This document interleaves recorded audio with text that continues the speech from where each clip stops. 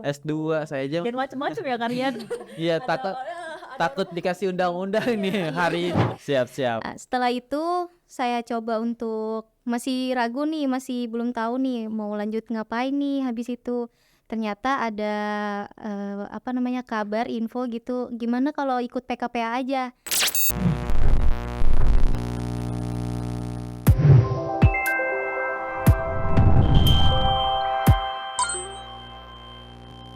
Assalamualaikum warahmatullahi wabarakatuh. Kembali lagi bersama saya dan Virgin di podcast Nasdem Makin Baik. Oke, nah kita balik lagi ya Virgin di podcast Nasdem, di mana kita mendatangkan bacalek lagi. Nah, kalau episode sebelumnya kita mendatangkan bacalek wanita, ini bacalek wanita lagi. Nah, cuman bedanya Kak, kalau kemarin itu dari Dapil Balikpapan Timur. Nah, sekarang kita mendatangkan dapil-dapil lainnya. Nah, ternyata Partai Nasdem ini juga punya banyak bacalek wanita ya. Wah, tidak hanya pria tapi juga punya banyak bacalek wanita. Nah, kita sudah kehadiran Kak Siska. Halo. Nah, Kak Siska cantik-cantik ya ternyata bacalek-bacaleknya Partai Nasdem DPD Kota Balikpapan ini ya. Nah, Kak Siska ini adalah bacalek Dapil Balikpapan Kota. Wah. Nah, boleh dong Kak diceritain kesehariannya Kak Siska selain sebagai bacalek, sebagai apa aja nih biar kakak-kakak yang ada di channel YouTube Partai Nasdem atau yang mendengarkan podcast Partai Nasdem yang makin baik ini bisa tahu nih profil dari seorang Kak Siska. Ya, terima kasih Kak. Jadi perkenalkan, nama saya Siska Anggreni. Saya baru lulus di tahun 2021 akhir Desember itu. Wah, baru-baru aja ya berarti ya. Pandemi berarti, lulusan pandemi. Iya. Jadi karena lagi pandemi kan jadi agak telat gitu kelulusannya. Ya, berarti alasannya pandemi ya. Iya. Siap. Setelah itu saya coba untuk masih ragu nih, masih belum tahu nih mau lanjut ngapain nih habis itu. Ternyata ada kabar info gitu, gimana kalau ikut PKPA aja. Jadi sekalian saya ikut PKPA, itu sekalian wisuda ke kampus juga di Jogja. Oh iya. PKPA itu apa Kak? Pelatihan khusus profesi advokat. Oh, berarti ada sejenis sertifikasi nggak sih? Iya, itu dapat sertifikat ya. Oke, nah selain sebagai mahasiswa lulusan baru nih, baru lulus berarti 2 tahun yang lalu ya. Iya. Sekarang kegiatan Kak Siska apa nih? Sekarang saya lagi magang di kantor advokat, lanjut kuliah di Uniba, melanjutkan magister hukum. Wah, S2 saya aja. Jangan macem-macem ya Karian. Iya, takut dikasih undang-undang nih hari ini. Makanya kayak agak pelan-pelan ngomongnya, takutnya dibacain undang-undang nih. Oh enggak ya. Kita santai aja Kak. Jadi memang hari ini kita akan sedikit bercerita, akan sedikit mengulik nih keseharian Kak Siska, terus juga bagaimana Kak Siska bisa bergabung di bacalek ya atau di legislatif, dan juga memang ya dengan usia yang masih muda banyak banget ya bacalek-bacalek di Kota Balikpapan, khususnya di Partai Nasdem Kota Balikpapan yang maju untuk mengaspirasikan suara-suara anak muda. Iya, betul Kak. Nah,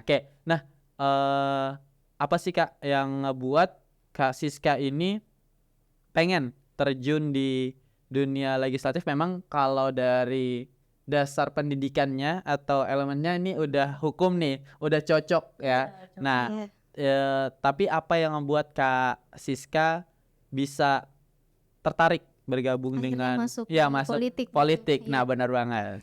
Jadi awal mula itu sebenarnya saya belum tertarik ya sama politik. Memang saya itu kuliahnya hukum, cuma memang kalau untuk ke politik belum. Entah kenapa, jadi sebelumnya itu orang tua saya, khususnya bapak saya itu pernah dia mencalonkan di partai lain itu.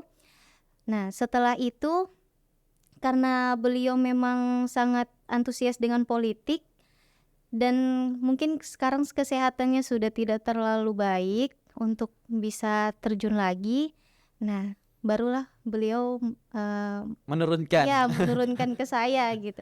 Awalnya memang Saya belum terlalu tertarik ya, tapi karena memang dari dorongan orang tua dan keluarga yang membuat saya yakin dan akhirnya saya jalanin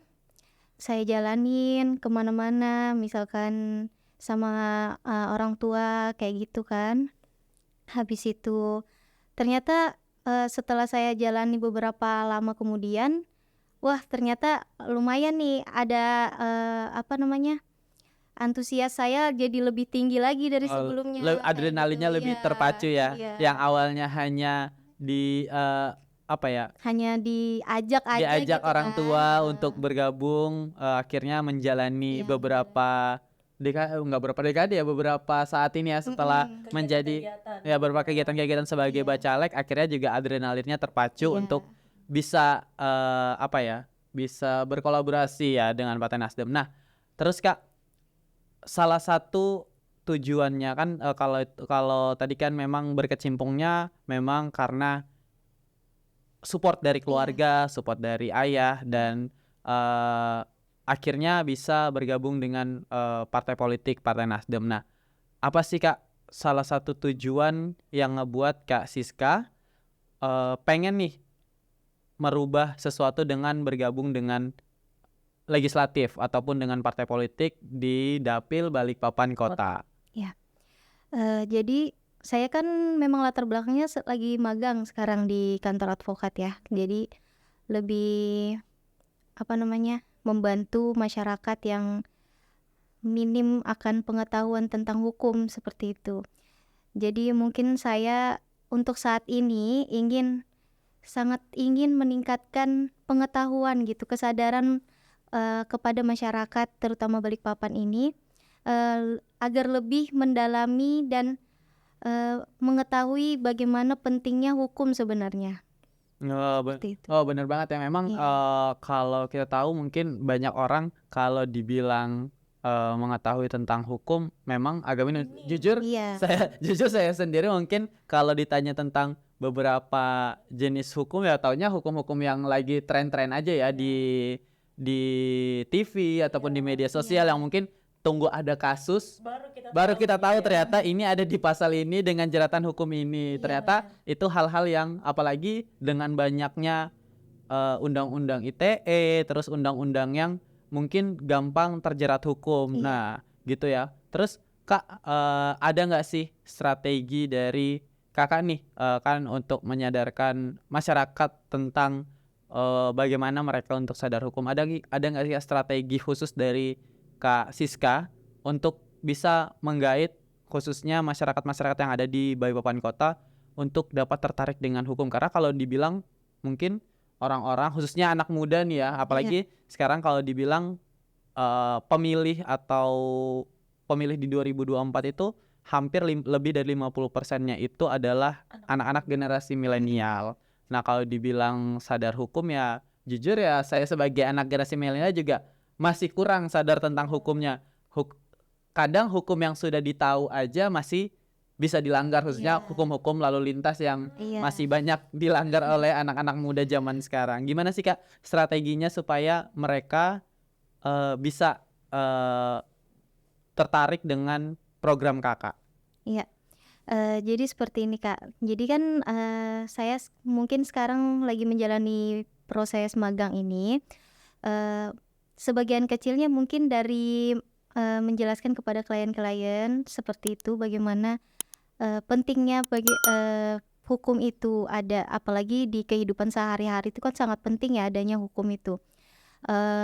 Terus setelah itu bisa juga di media sosial, bisa seperti di story seperti itu, di feed kita bikin video tentang bagaimana misalkan hukum keseharian aja gitu. Pasal berapa misalkan melewati lampu lalu lintas seperti itu, apa hukumnya seperti itu. Contohnya seperti itulah Kak. Iya. Benar banget ya.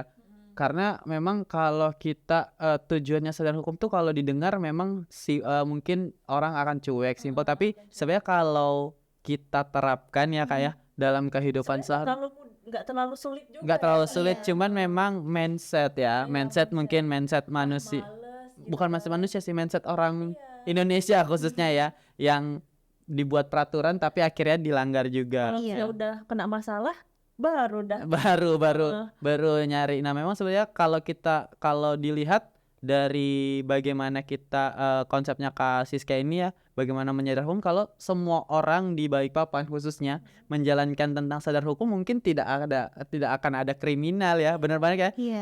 Tentang sadar hukum itu banyak banget, kayak mungkin menghilangkan kriminal ya, tidak ada Kecelakaan juga. kecelakaan Tidak akan menimbulkan kerugian. Iya, benar banget. Wah, keren banget ya. Ternyata saya baru sadar nih tadi di mendengar penjelasan dari Kak Siska bahwa ternyata sadar hukum itu penting ya sebenarnya. Memang dapat berkaitan dengan yang lainnya. Iya, Kak. Wah, tepuk tangan dulu dong buat Kak Siska. Ternyata hal simpel yang dengan backgroundnya beliau, dengan pendidikannya yang akhirnya bisa membuat beliau bergabung juga di legislatif. Wah, Partai Nasdem keren banget nih, bisa menggait anak-anak muda, Anak-anak masih muda, terus juga udah S2 ya.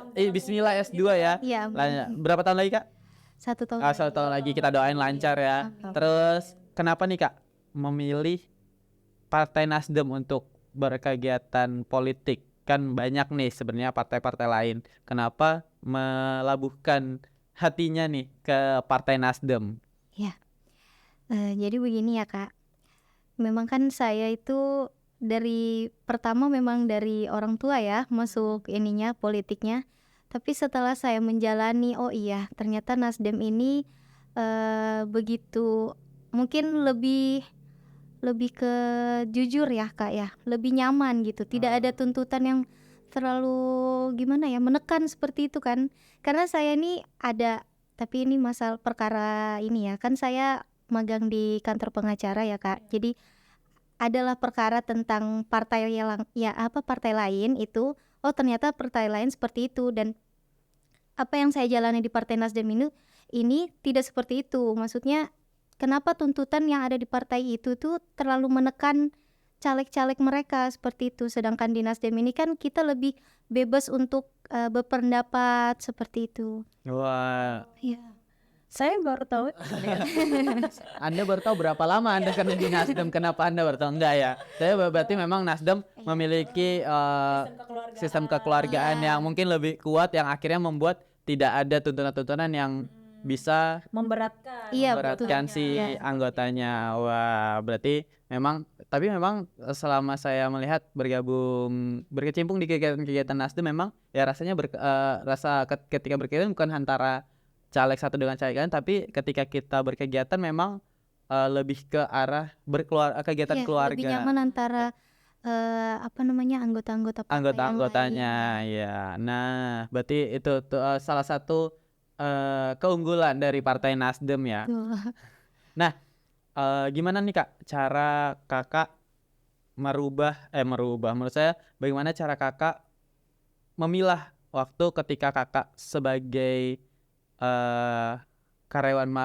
sebetulnya karyawan ya Kak, Iya, atau bisa dibilang. magang di tempat advokasi, terus juga sekarang sedang menempuh pendidikan S2, di mana ya mungkin kalau S2 ini ibaratnya lagi setahun lagi ya, lagi tesis-tesisnya ya, Lagi riwah. lagi riwahnya, sama sekarang menerjunkan diri apa ya, berkecimpung dengan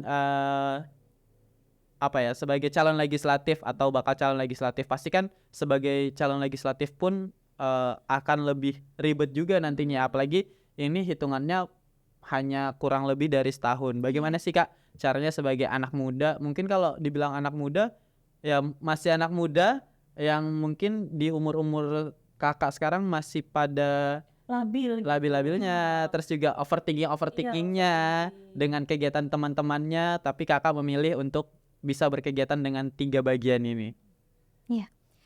Jadi saya kan sebelum balik ke Balikpapan kan saya sudah 10 tahun di Jawa ya. Oh, lama juga ya merantau di Jawa. Jadi saya pesantren di Gontor. Gontor dari SMA-nya. SMA, Ya.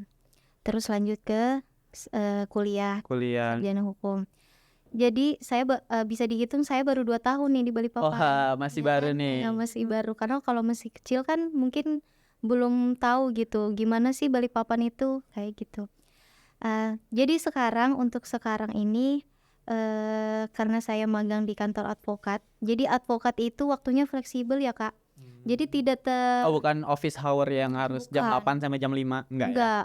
Jadi setelah pekerjaan kita selesai semua, boleh kita kerjakan yang lain di luar pekerjaan kantor seperti itu. Makanya saya memilih menjadi advokat karena waktu itu yang tidak dibatasin. Oh, tidak seperti itu. terikat ya, Ya, tidak terikat dengan waktu kantor seperti itu. Nah, di luar itu saya bisa memakai waktu di luar kantor itu untuk misalkan bersosialisasi untuk untuk pencalekan ini. Terus Senin sampai Jumat itu saya masuk kantor, tapi hari Sabtu saya kuliah dan hari Minggu untuk keluarga. Oh, untuk keluarga. Wah, keren banget ya pembagian waktunya. Kayaknya saya harus belajar banyak deh sama Kak Siska karena saya agak amburadul memang. Kayak Senin sampai Minggu kerja. Nanti besok sedih lagi. Iya, kok Senin lagi kerja lagi ternyata ya. Iya, berarti kita harus kayak Senin sampai Jumat kerja, Sabtu pendidikan, Minggu keluarga. Berarti apa ya? Lifestyle-nya balance ya. balance. Wah, kasih tangan dulu dong. Aku suka banget ya.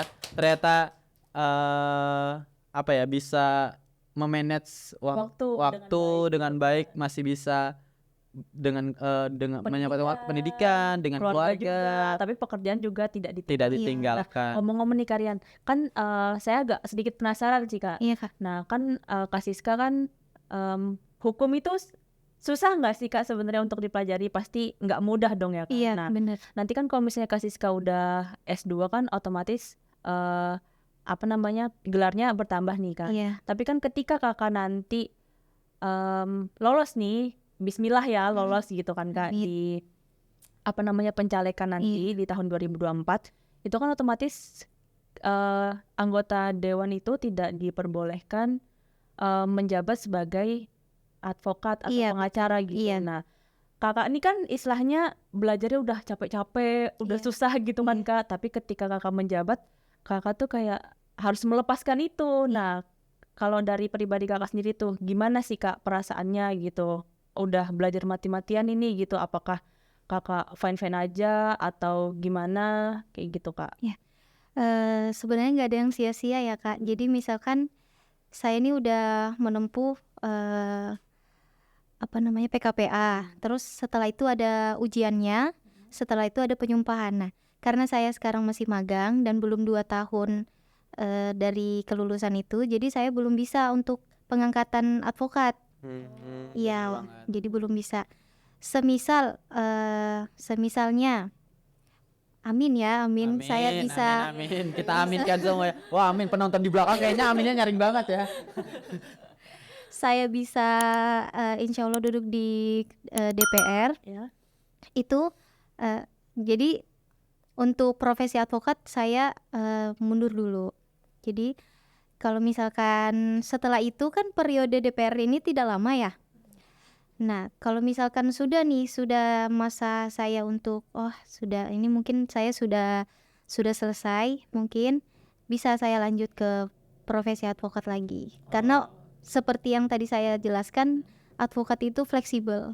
Seperti itu. Berarti sudah mempersiapkan apa-apa saja yang terjadi nih ke depannya. Wah, berarti planning hidupnya keren banget ya. Saya harus belajar karena planning hidup saya hamburan. Kayak harus belajar menata hidup.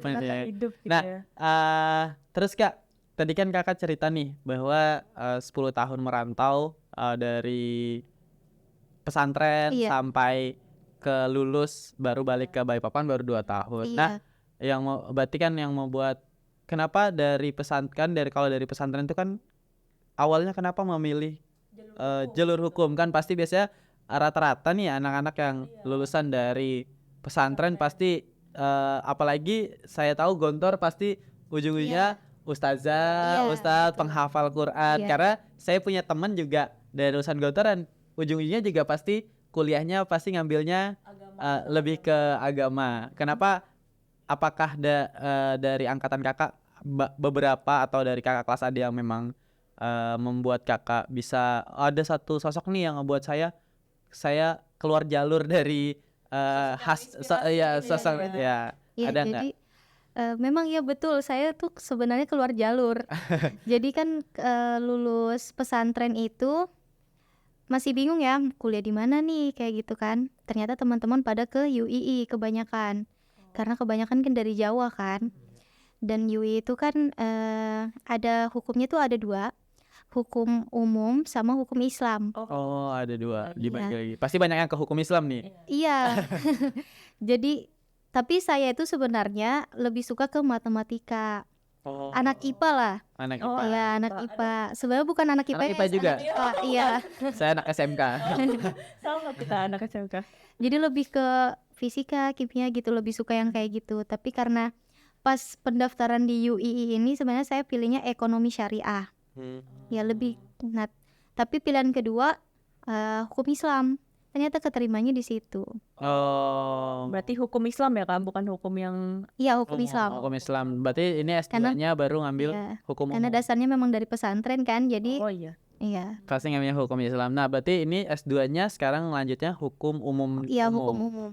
Oh, agak jauh nggak sih Kak antara Sebenarnya agak jauh sih. Cuma kalau untuk materi-materi matkul-matkul yang umum-umum itu sama. sama ya? Ya, cuma ditambah lagi ke yang kalau di UI itu lebih ke Islam, yang ini lebih ke umum. Oh, lebih ke umum. Nah, berarti sekarang nih untuk dari sekarang sampai ke depannya kan hitungannya ya cuman setahun ya Kak ya, Iya. dari sampai ke pemilihan Iya.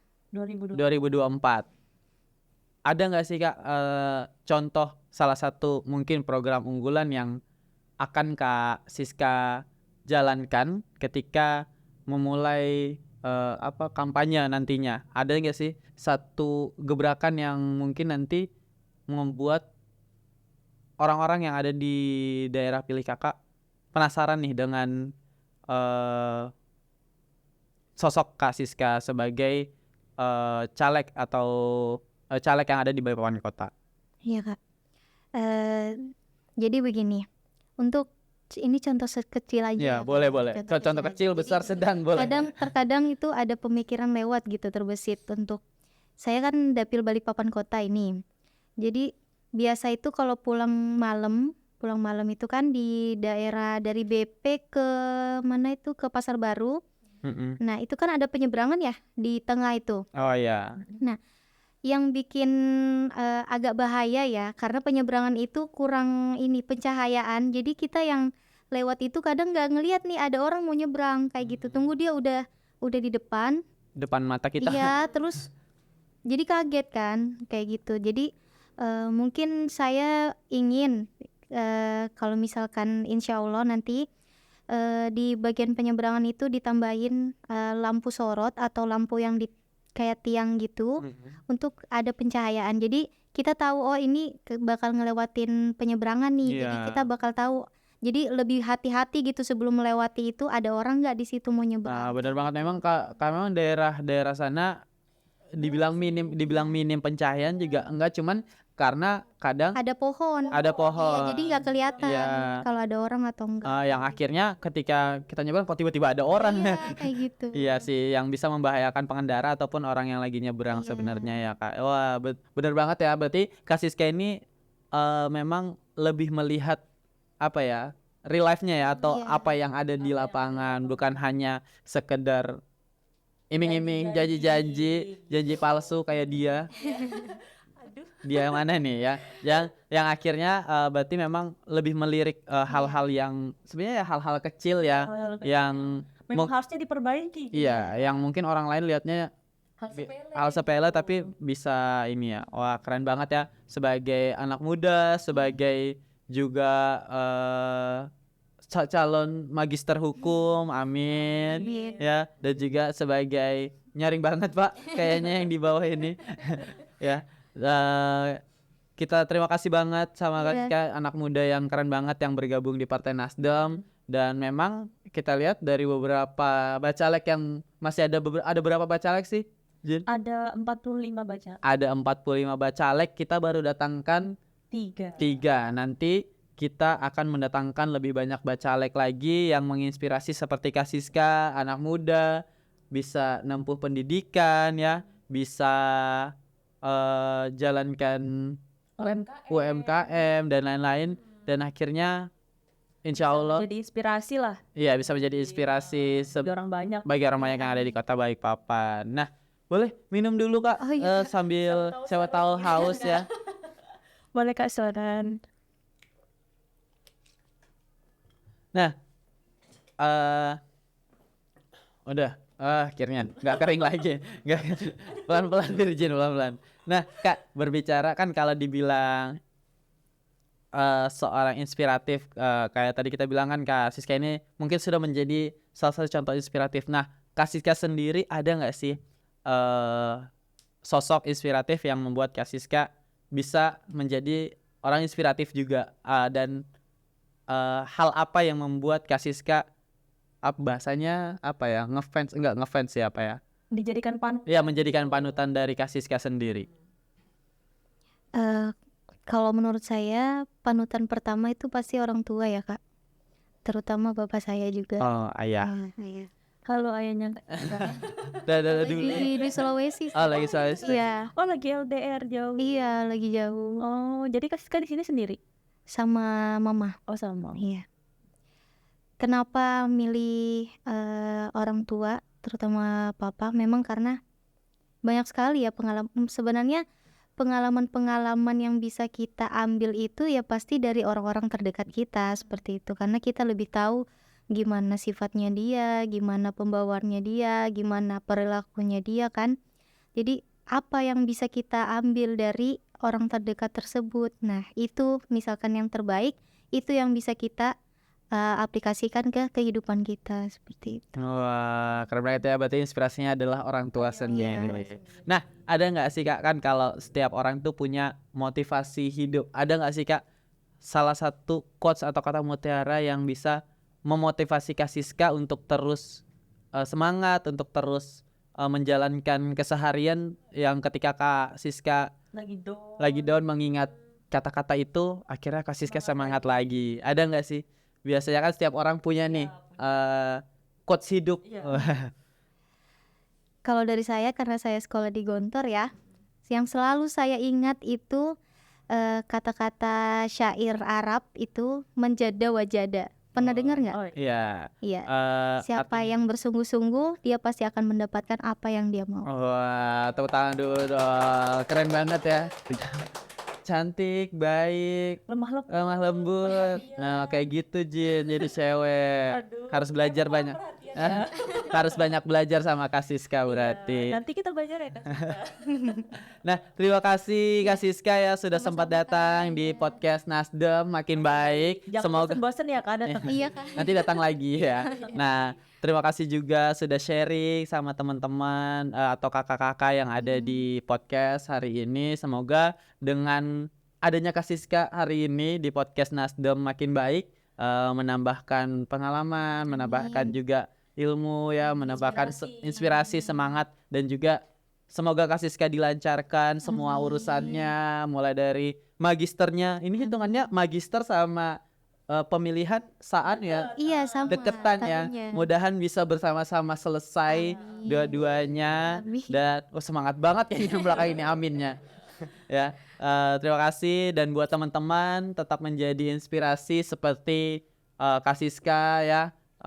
Terus juga jangan lupa terus like, subscribe sampai telipet nih. Subscribe channel YouTube Partai Nasdem DPD Kota Balikpapan, karena kita akan terus menghadirkan bacalek-bacalek Yang inspirasi yang ada di Kota Balikpapan. Partai Nasdem bersatu berjuang menang.